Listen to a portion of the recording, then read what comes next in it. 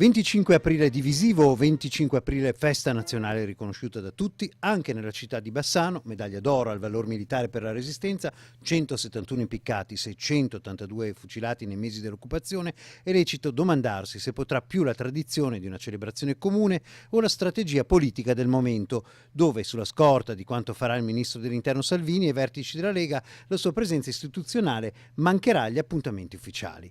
Una scelta volutamente di rottura, seppur non nuova. Eppure a Bassano, in genere, la celebrazione viene molto sentita da tutte le parti politiche, come non manca di sottolineare il sindaco uscente Riccardo Poletto.